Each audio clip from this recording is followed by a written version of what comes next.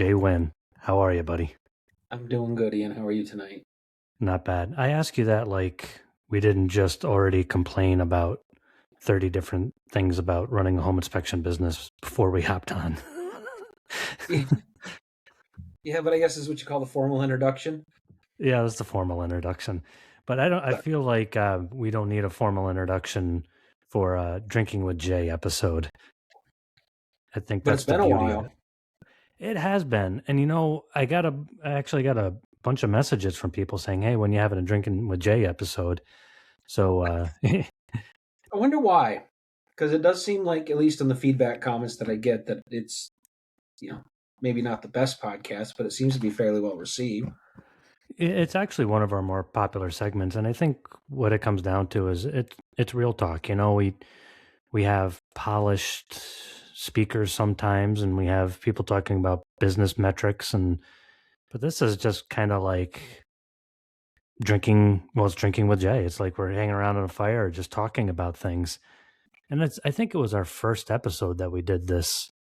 First time we did this segment, you talked about the things you learn the most is hanging around with the old guys after the job, listening to Hmm. them drink and talk about things, and it's true. Yeah, actually, it is true. So yeah, maybe that's part of it. But I I don't like know. it. I guess something that maybe strikes me is that I think a lot of people, when they talk face to face, feel like they have to have perfectly finished and polished ideas. But I think the reason we talk to each other as humans is to refine thought. So it's Yeah. okay to have, it's okay to have unpolished thoughts. It's okay to have things in the working. It's okay to, as you're speaking with somebody that you trust, to be working things out. Because I honestly think that's why we seek other people out to talk, um, not to have a finished thought that we express, but to work through what's on our mind. So you've become very sage in your old age. Oh, Like, I'm getting old. Yeah, I'm full of wise stuff. It's the yeah. gray. Yeah. I mean, that feels like a Seneca quote or something, or Mm, Aristotle, you know? just an observation, you No, know. it's true. And I think today is going to resonate with a lot of people in general.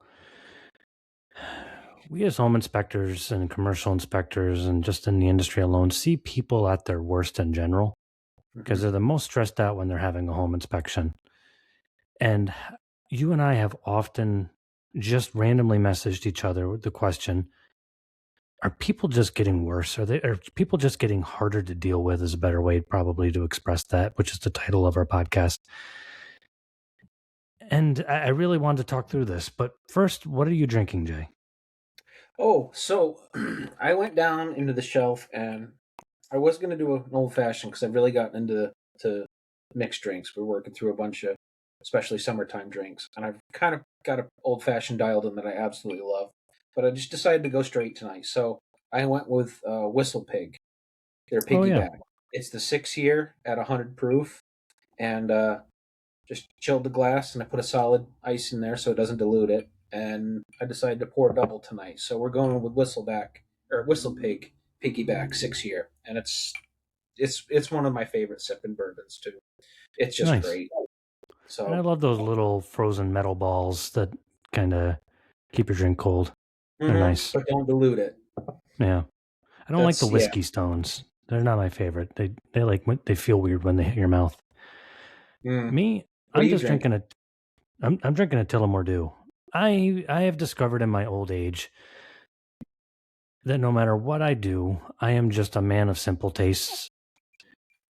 If you give me a $500 bottle of whiskey, I'm gonna feel the same about that as I am a bottle of Tullamore Dew. You know, a lot of people make fun of me like, "Oh, that's a mixing whiskey." I love Tullamore Dew. Like I love to Hmm. just sit and drink it. I have good memories with it when I was younger. A buddy of mine, actually, a buddy of both of us, me and him used to sit and drink this when we were young, and it's a good sipping whiskey. So Yeah, sometimes you just want to sit down with a clean Irish whiskey too, and that's a good yeah, one. Yeah. yeah, it really Uh, is. Like Jameson, Tullamore Dew are probably my two favorite Irish whiskeys, but they're very mainstream. But I like them. mhm. Another really good one is Writer's Tears. If you ever have a chance to pull up a Mm, bottle of that, go for it. That's delicious. It's a copper pot distilled Irish whiskey, and they really do a great job with it. nice. Some places will carry it. The price point's very reasonable. And I think that's the other thing is I don't know about you, but Um, I'm kind of looking for those really good whiskeys and bourbons that aren't $200-$300 or a big name label. I'm looking for the sweet spot of about $30 or $40 that have really good Mhm. flavor and really good finish.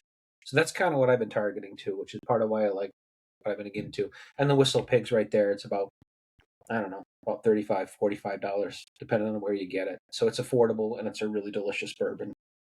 So Yeah, that's the other thing too. it's a campfire bourbon for sure. Like you can just sit around and just joke and go into the evening around the campfire with it. Yeah. So, but nothing wrong with Tullamore Dew either. Nope, So nothing you're at all. going Irish and I'm going American. There we go. So Jay, Yes. are people getting harder to deal with? Yes. What's your thought? Yes. I didn't even need to think about that End one. of podcast, everyone. In the podcast. Yes, people are harder to deal with. Yes, we're going to have to just put up with it. No, definitely. I would say in the last couple of years in particular, people have been a lot more difficult on inspections, after inspections, and just in general. And it seems like some of the problems that we're dealing with just shouldn't be there. One of the things I know we've talked about on the podcast in the past is that I think a really good home inspector may very well be the most competent professional that a person deals with through the whole real estate transaction. And that's not taking anything away from a great agent or a great attorney. But honestly, great agents and great attorneys are getting harder and harder to come by. At least, Hmm. I would say, I don't have anything to back that up, but it just seems like they're getting rarer and rare. It seems like so many people are flooding into both of those markets that the skill level with both is just going right down. And so I think a competent home inspector, somebody that can field bunches of questions, can explain things very simply, probably comes across as the most competent professional they deal with. So when they have a question and nobody can answer it, well, hey, let's call my home inspector. When I asked him 40 questions, he had 45 answers and 50 potentials, and so I think that's part of it too. But I would say definitely people are getting more difficult to deal with, and I'm curious to see if you have anything to add to that, and in what dimension you would add to that. Well, for me, I always try to be very data driven. And data, what is it? Mark Twain said, facts are little malleable things. So you can read them a couple of different ways. But I actually used to give public discourse, and I used to bring out um, some data from American Psychiatric Association or whatever it was. But they measure people's mental health over time. So they started measuring in the 70s people's anxiety. They measured it all the way up to just past the um, COVID time period. And when you look at the chart, anxiety, even during war times, the Cold War and everything, we're like 2-3 times higher the anxiety levels now than we were back then in just the U.S. It's a constantly climbing chart. Here's some other stuff. Some other facts: 47% of U.S. adults say behavior is ruder than before COVID. Mm-hmm. 34% say they often or always see rude behavior in public. Times magazine came out with an article and they said people are, nope, wrong one. I want to make sure I'm reading the right one here. Well, either way, this one says 76% of workers experience incivility monthly. 78% witness it monthly. 96% weekly stress from interactions. And so basically it's a systematic change of people. Nearly 1 in 2 Americans experience multiple acts of customer incivility in a year. And here it is. Here's the Times Magazine article. It says people feel almost entitled to be rude. And this is where the article got interesting. It said it's displaced anger. A lot of times when we get mad at somebody, we're not mad at that thing or that person. We're mad at the 50 things and people before it.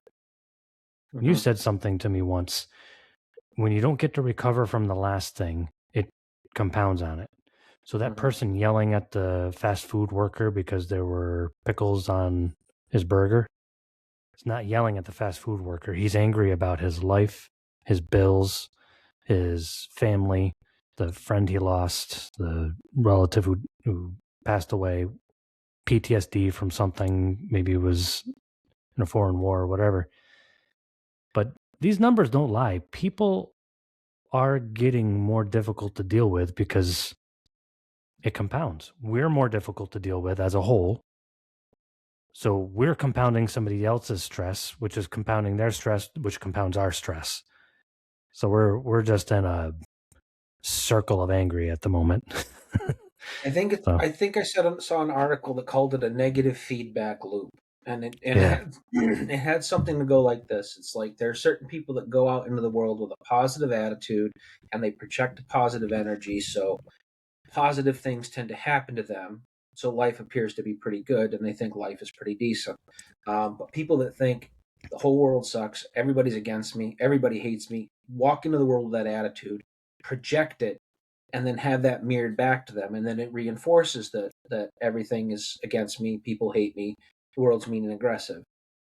So I think there are people that do it maliciously, but I got to be honest, I think most people aren't malicious about it. I think people are yeah, just so keyed up and so that's it. worked up. And I don't think, and this is something else too, I don't think they have. We've talked about this just between us two, but they don't think they actually take enough time to recover from the stress and decompress in a way that actually ratchets them down. Because let's be honest, I mean, I'll use myself as an example. When something irritates me, I can get super angry super fast, but I don't get super calm super fast. So if something happens, I can get really really mad instantly, but it could take 2, 3, 4 hours for me to calm down. And I just wonder if that's playing out with more people as well. They're cranked up, they're revved up, but they haven't taken the time to really slow down and come down from that stress that they've been under.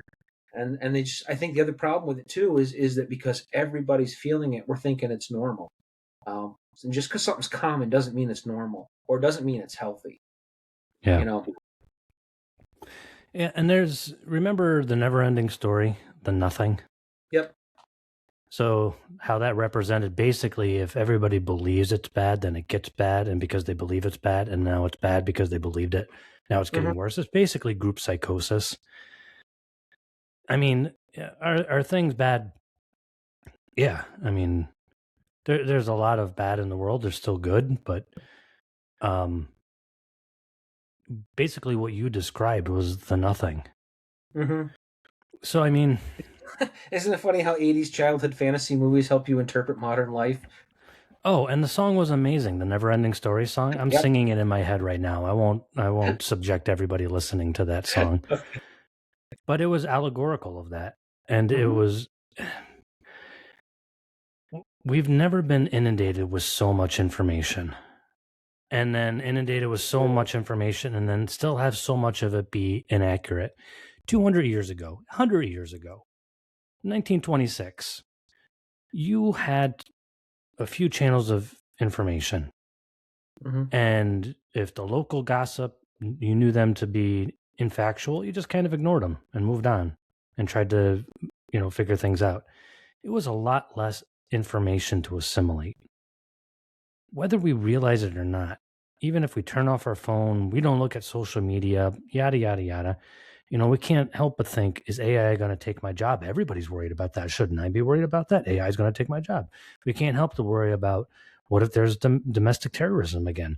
What's going to happen? Are we prepared? We were talking about safe rooms and panic rooms the other day. The sales of those have gone through the roof. It's industries about panic and self-defense, and people are just nervous about where things are all the time, at all times, and at every level. Yeah. It's really hard to come down from that. And now when we're on an inspection, the father-in-law who's on that same mental emotional high is, up our rear end trying to squeeze into a crawl space that you can't fit into and then calling you dumb. Yeah, that's going to be the straw on the camel's back. And then everybody thinks everybody's just being a jerk. It's not everybody being a jerk. We're just all never coming down from the high. Not the Mm. high, the, what do you call it? The angry level, anxious level. Well, I think high we associate with a positive thing, but it is kind of a high. It's kind of a, a cortisol rush. It's an adrenaline rush. It's constantly being in a state of fight or flight, which is not healthy for us. Hmm. Um, and yeah, you had to go with the father-in-law, didn't you? Because boy, it just seems like more and more there's. And this was something when you said, are people getting more difficult to deal with? I would say yes, and I think that's one of the signs of it. Is they're bringing more and more people on inspections, and I'm having to deal with more and more people every time I inspect. To the point where it used to be my client, maybe my client and their significant other.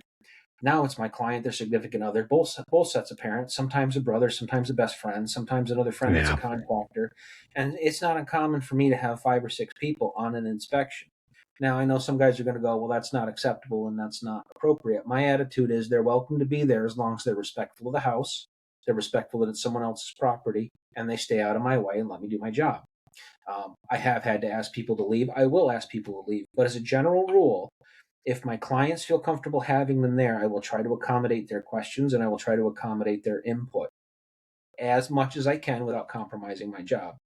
So that's another thing that I've been dealing with people, and I think that comes down to um, these people just they need their group with them all the time. They need their support group there to say this is okay. Especially with younger buyers, not so much with older people. Older people, I'm dating myself, but middle You are the age. older people now. I am the older people now. So yeah, I'm getting to the point where I call everybody kid. And those kids, which You know, is that funny. 40-year-old kid. Yeah, a 40-year-old kid. But it's especially first time buyers. They have more and more people on the inspection asking more and more questions. And what they don't understand is they get to run around and just blast through the house and look at whatever detail they want. And oh well, I just came up with it. Whereas we have to systematically take apart the entire house, figure out all the individual pieces and how they work together as a whole. So what we're doing is actually a lot more involved than just running around the house looking at stuff randomly. So I think that's some of it too. Definitely having to deal with more people on site. So It's interesting that you bring that up because that came across my mind too. Not necessarily as a sign of people being more difficult to deal with, but just the opposite. I think a lot of people have lost their support systems over the years. I say that. I shouldn't say I think that. We know that. They talk about that all the time. Statistically, people have less people to go to. I was reading a psych paper. Again, this is what I do with my free time. I was reading a couple different psych papers, and one of them talked about widowers getting married at a higher rate of widows. But the reason isn't what you think it would be. They found out that the widows had a better support system of people. They built relationships over time. mhm. They found that men, once their spouse passed away, relied on their wife typically for their social system, and then they got lonely quick. They got lonelier quicker.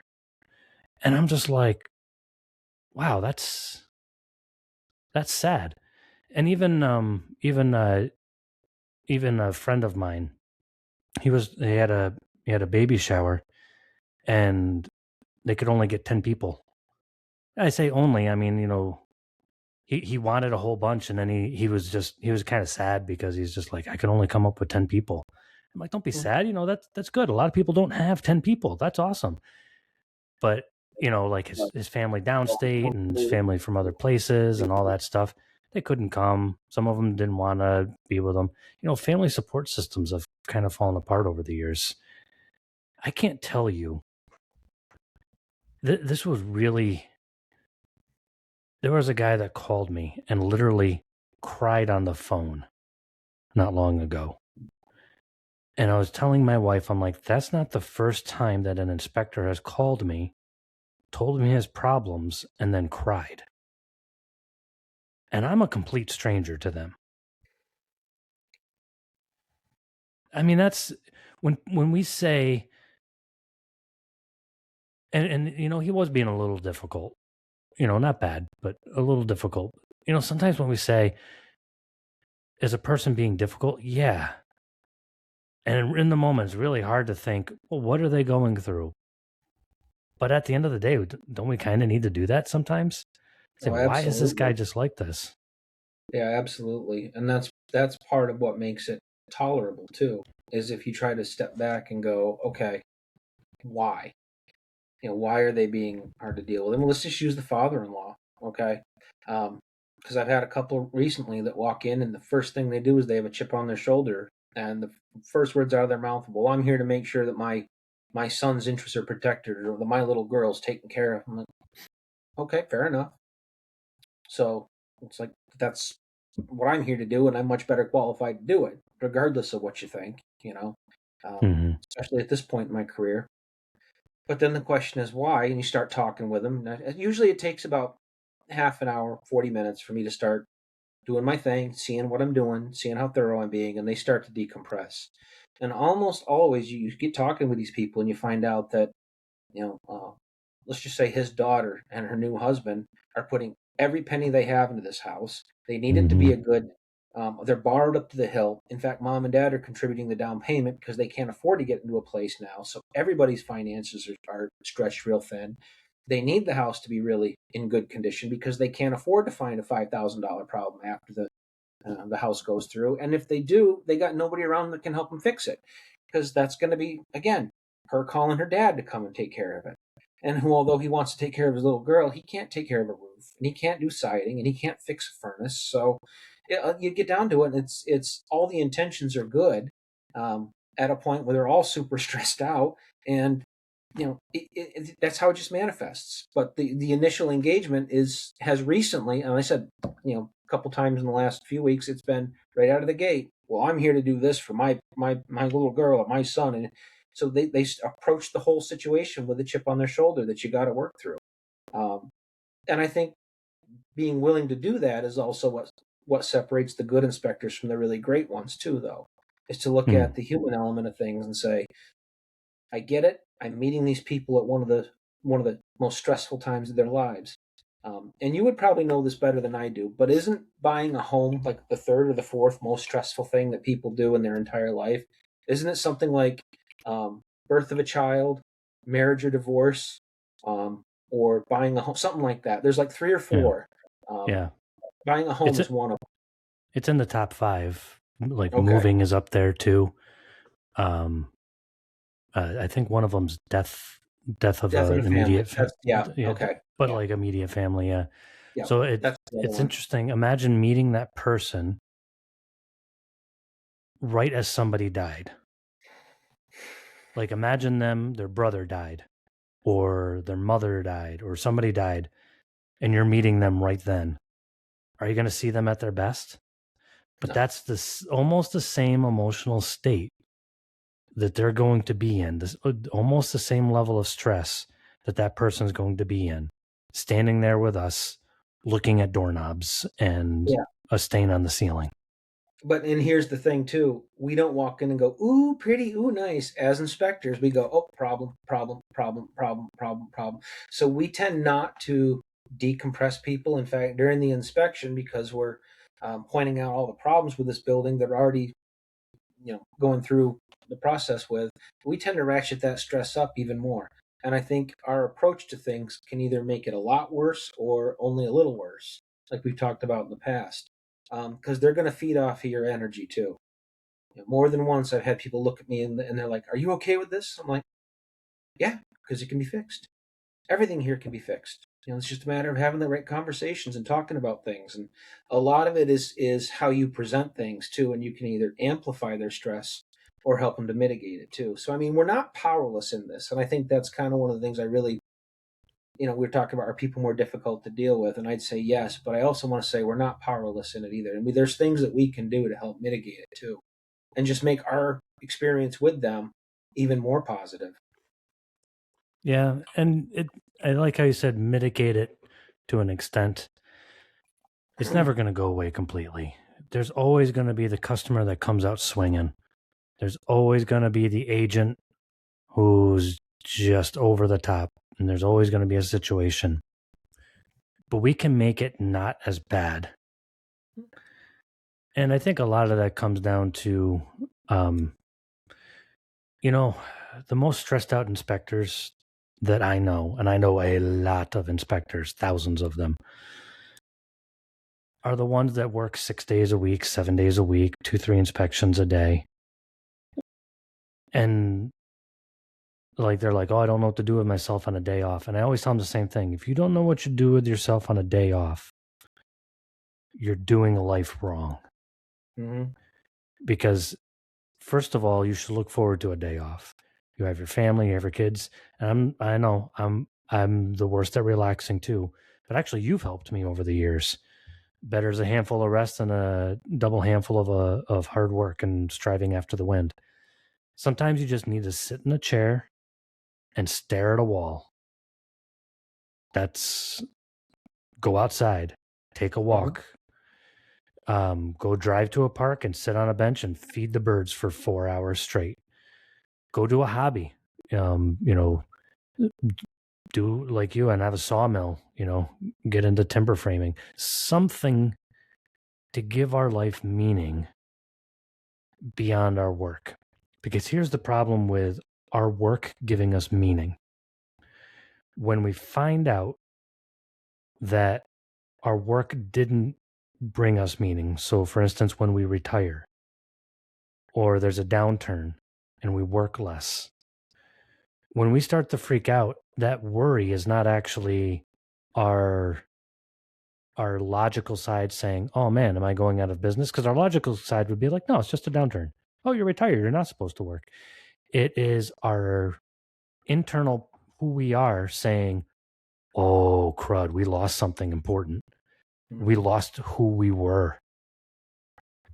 Who we are can't be, compressed floor joists. Can it be part of who we are? Heck yeah.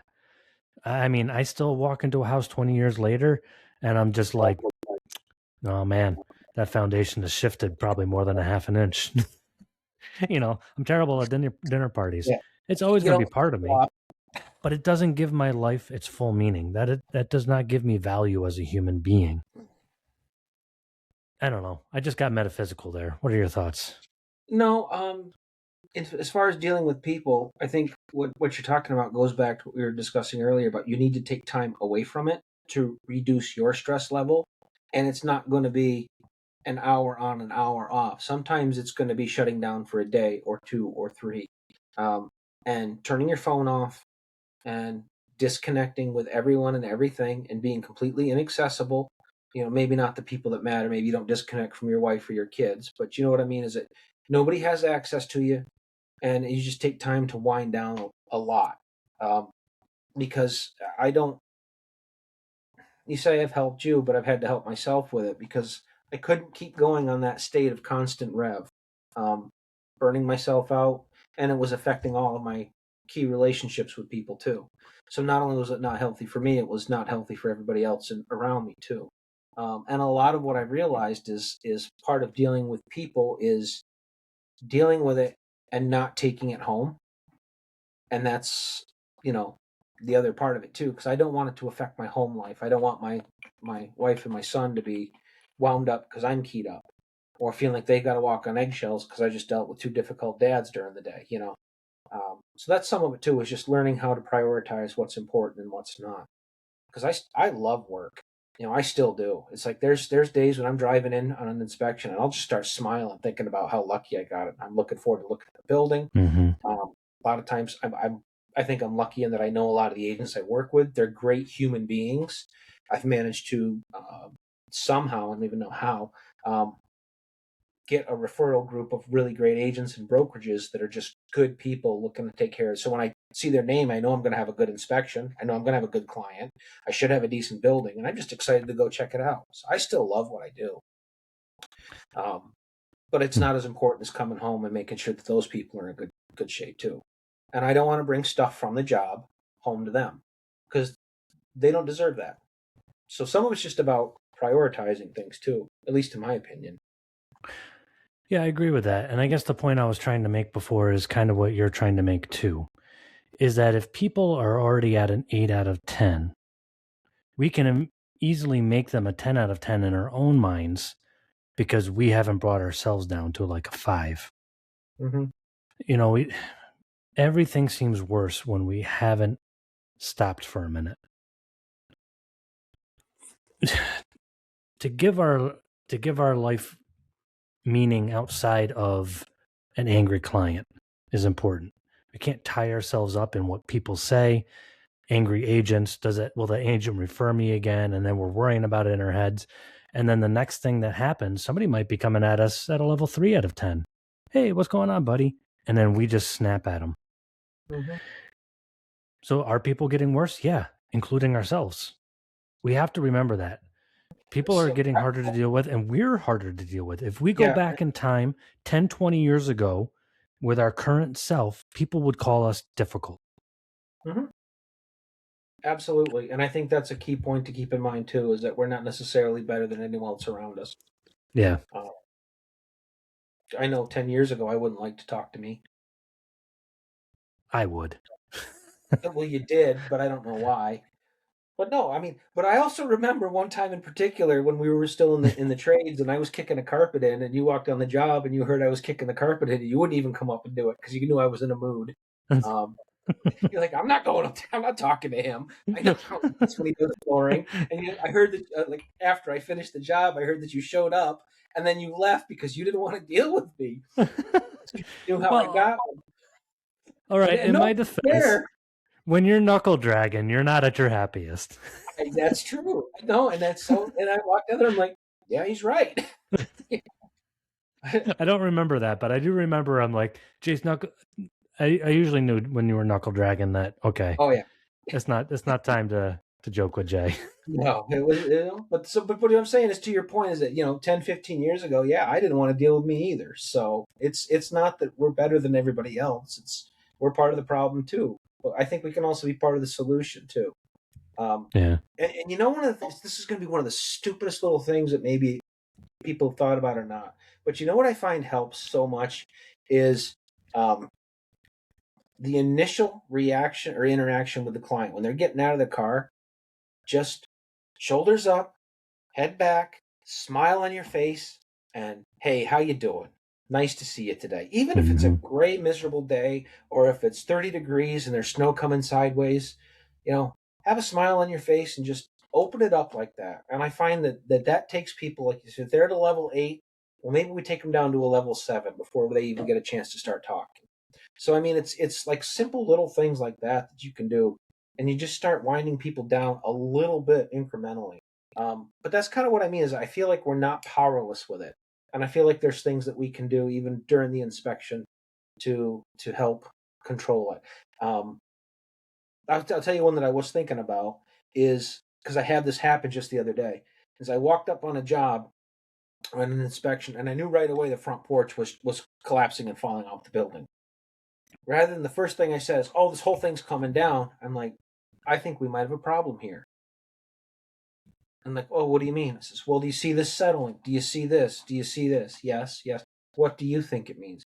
So rather than hit him with, "Oh, your whole front porch is falling off. You're going to have a $18,000 rebuild because it's going to the second story and up into the roof line," and it's like, "I think I see a problem. Let's look at Mm-hmm. this more. Okay, this is see how it's doing this. Okay, this is suggesting a bigger problem." So you, in a matter of, and it doesn't take long, in a matter of 2 or 3 minutes, you can talk somebody into seeing a major, major problem where they receive it better because they've had a little bit of time to adjust to it. Almost like if somebody's in a really dark room and you pop the lights on, it's blinding and it hurts. Well, Mm-hmm. give them a little bit of light at a time. And I find that that's one of the things I've been doing lately, just to help people ease into some of the stuff um, that we find. I walked up on one last week where it was a great house. It had a porch and it had a balcony above the porch with 3 doors that connected to the second story. And it was obvious that there was water getting in somewhere because the cedar shakes on the porch inside that should have been protected were all water stained and damaged. So I knew right away we had a major problem in that porch. And yet through the course of the inspection, same thing. You see, the staining shouldn't be here. This suggests we have a problem coming in. Let's look above. Let's look here. Let's look there. And by the end of the day, he's still interested in the property. I just pointed out a mistake or a flashing issue in 2 doors. Could have been $5,000 to $10,000 worth of rot in those walls. We don't know yet, and he's still fine with it. But we didn't walk in and go, "Oh, you got water coming in. Everything's going to be rotten. This is going to be a whole porch tear off and rebuild." So there's a way you can break news to people too, gradually and easier too. It's just a thought that as we were talking about this, I was thinking about. No, and it's a really good thought. And the techniques that you use there are techniques that people try to teach in books, like negotiators. They're like, always bring the person you're negotiating with to your emotional level, not theirs. Talk slowly, calmly, point out facts that you can both agree on. So we have a situation here, right? You have 3 hostages, right? Yes. Now all you're doing is building a rapport with them subconsciously. You sound like Chris Voss. Who's Chris Voss? He's a negotiator. He's put out quite a few books. One of them was called Never Split the Difference. Oh, yes. I know that book. That's a very good book. Yes, He it is is a very good. Yes, I do know that book. Okay. I think we recommended it on this podcast, actually. But yeah, Sorry. he's a fantastic Read negotiator. the book. It's awesome. Yeah. Anyway. Well, it's great psychology. And in reality, we can only control one side of the situation, and that's ours. So one thing I really hate about modern society is I feel like the internet and and social media and having a video camera on your phone. I loved growing up in the 80s and 90s. There's no record of all the crazy stuff I've done and said and been, but I feel like, okay, so I scrolled through my feed and everything is inspector related on my feed or woodworking related. And half these inspectors are just slamming people back who slammed them. They'll slam another home inspector who slammed them. They'll slam a builder who slammed them back on their social media. Then they'll slam a seller. Then they'll show an agent that they worked with that they don't like, and they slam them. And then I'm just like, nobody's bringing the situation down. If I were a real estate agent or a buyer, and even a buyer in the area, and I saw a home inspector escalating a situation instead of bringing things down where people could reasonably talk, I'd just blow right past that inspector. And I'm not downing anybody in particular. I'm just saying the whole way about how we go about things when we deal with difficult situations feels kind of backwards nowadays. It's like I went to Home Depot and I tried to return something. The girl told me to get I got out of line. She goes, no, sir, you're in the wrong line. I got out of line on a busy day, went into her line, waited in her line, got to the front, and she goes, this is the wrong line too. And I'm like, I'm sorry, but now I've waited in 2 lines. Can you just do this? And she freaked out on me. And I'm just like, that could have gone one of 2 ways. You could have been like, sure, because that's actually what she ended up doing, was just taking care of me. It was just a quick return. It was some flooring. And I'm like, we got to the same result, but instead you're upset. And it's a good thing that I was calm, that I could step back because I was having a good day. Nothing was going wrong. And I stepped back and said, whoa, this is weird. And I'm like, okay, let's see what we can do to resolve this. If I had yelled back at her, now we're both yelling. Somebody's recording us, putting us on TikTok, and we both look like weirdos, and our family's sharing that video of us online. Where has gone the art of de-escalation? I don't know. Big tangent. It seems like maybe it's getting old and whatnot, but it seems like that's a lot of what I've learned in the last few years, and I've learned to be really, really good at with people. Win the father-in-law over, win the mother-in-law over.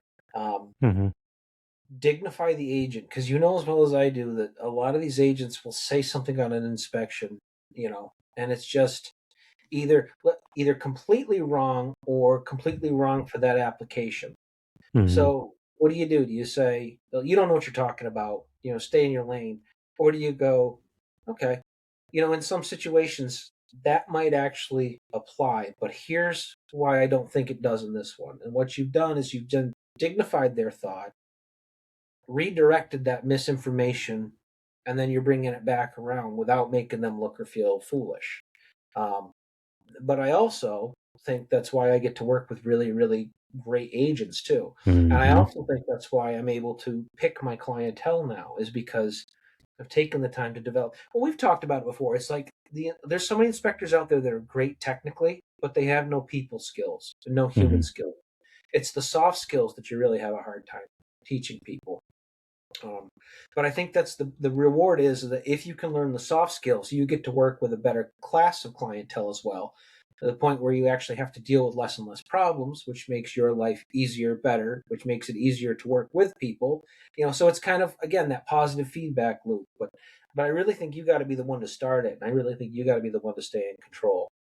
And that may mean being realistic with yourself, and when you're burning out, going, I'm burning out, I'm not doing what I should, I'm taking some time off and I'm disconnecting, because if I don't, everything I've built is going to suffer too. So I mean, some of that's a little bit of self-awareness, is that when you're starting to slide too. So because again, I don't think we're above the problem. I think we are the problem too. So I don't Hmm. want to pretend like we've got this all figured out and the whole world is falling apart except me. That's not the case. But um, over time, I've learned that to identify it myself first, and then to scale back. So Yeah, it's a lot of self-awareness. Ironically, a podcast about are people getting harder to deal with comes down to self-awareness. To hmm step back and say, all right, am I at an 8? How do I get myself back down to a 5? And I'm not talking about, Zen ones and twos. Like some people are just chill. Like, let's be honest, some people just, life doesn't bother them. I know a couple people like that. They're just like, I'm chill, whatever. People be yelling at them and they're like, 99% of us, we're going to feel it like normal human beings. If we are getting upset at somebody who's difficult to deal with, there's still things that we can do. hmm Worst case scenario, let me ask you, have you ever just walked away from people even on an inspection? hmm I Yeah, have. in extreme cases, I'm like, and I haven't necessarily stopped the inspection, but I've looked at everybody and said, I think everybody needs a 5 minute break. We're gonna stop. We'll come back in 5 minutes after everybody's had a chance to take a breather. Yeah. I've done that 100%. And I know there have been times when I'm like, even when I'm starting to get frustrated, I'm like, I need to go to the truck for a minute. I'll be back in a few minutes, and I'll go to the truck and I'll stop. I'll have a little coffee, a little water. I will put my phone down. I'll clear my head. I'll take a few deep breaths. So sometimes I've had to walk away from a situation. I suspect you have as well. My favorite trick was uh Ian time in the attic. Some agents even joked about it, that it was Ian time, when everybody was all stressed and everybody's getting upset and they're all up in my face. Most attics in our area, I could go up there and people are like, boy, he's being really thorough up there. Attic inspection didn't take that long. I'm sitting up there even in 100-degree temperatures, just breathing a little bit, and with the mask on. But I like, know. okay, just I need a second away from that high level of emotion. When I come down, I'd always be better. And I would just call it happy Ian time. That's even just little things like that. Even if it's a good inspection, I'd spend a little extra time up in the attic. You know, Yeah. weird Well, thing to here's do. But another I've great. Go ahead. no, Finish your no, thought. just I've also walked away and just said, all right, I'm gonna go do some things, and I'll come back and show you if I find something, or like you said, I'm gonna go write something up in the vehicle and just sit there for a minute. Here's a great one. Um, if things are getting tense, just stay. Like, oh, all right, listen, I need to go. The battery of my flashlight has died. I need to go to the truck and change it. Something as simple as that. And all of us carry flashlights, and all of us carry, something like that. And it can give you a pause. Swap the flashlight out for the next one you got. Start that one, but take a minute, take a minute or two, and just breathe and recenter. Because frankly, you're not doing anybody any good, including yourself, if you try to match their energy level. It doesn't work. Um, Yeah. and then it takes you even longer to come down off of that. So it's, a bad client winds you up, not for a few minutes or a few hours, but typically for a few days or a few weeks afterwards. Yeah. But the other thing too that I find that helps, and this is, and we've said this before, I'll text you. I'll text a couple other inspectors that I have. I have contacts that are in the inspection field that can understand what we're dealing with, and sometimes it will just be a text of, "You would not believe the person I had to deal with today." Dot dot dot. Hmm. Bang. Send it off to my inspector buddies, and they're like, "No kidding. Tell me about it." And so I got people around that I can vent that actually understand, and I think that's the other thing that helps too is cultivate a peer group, cultivate people that you like, cultivate people that you trust, um, develop those relationships within the industry, with other inspectors, with other people, with other peers, and then it helps to mitigate some of it too because you can vent with people that can understand. They can understand what you're going through and what you're dealing with. And the trade-off is when they call you up, you can help them decompress a little bit too. So you help them, they help you, and I think that's another big part of it. Get a peer group. I think that's an important way of dealing with it because we've talked about this before. Everybody's afraid AI is going to take your job. I don't think AI is going to take our job, at least not for a No. long, long, long time. But I think, and you've mentioned this before, the deciding factor between who stays working and who doesn't will be who can control the human element.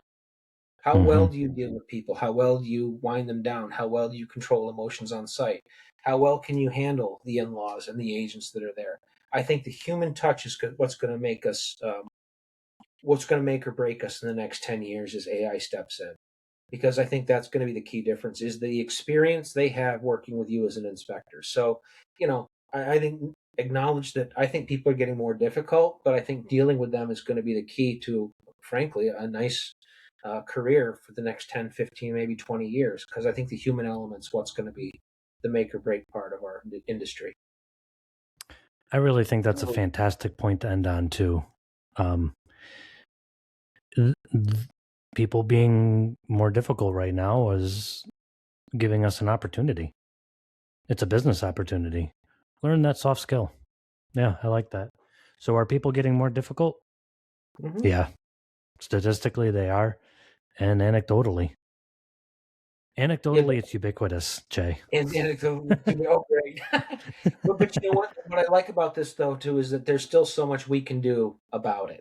And like you said, this is actually an opportunity to really set ourselves apart from the run of the mill inspector out there. So Mhm. it's not an impossibility to deal with. In fact, it's a chance to differentiate yourself from everyone else out there. And I think that's going to be key for us continuing what we're doing. Yeah, good point. Listen, Jay, I'm out of my Tullamore Dew, and I think you're out of your you're out of your whistle pig. I'm out of my whistly pig, so Thank you so but it's much been for fun being on. talking with As you. yeah, I always have a blast talking with you. Thank you for being on the show and sharing with the inspectors and all of us. So Happy to appreciate do it. it for what it's worth. Hopefully, somebody can take something away from tonight. I know I did. I took I do away too. I always whiskey. enjoy our conversations. Well, that's why we do it. If nothing else, I enjoy talking with you. Yeah, it's a good time. All right, Jay. Thank you very much, and everybody. We'll see you again on the next episode of Inspector Toolbelt Talk.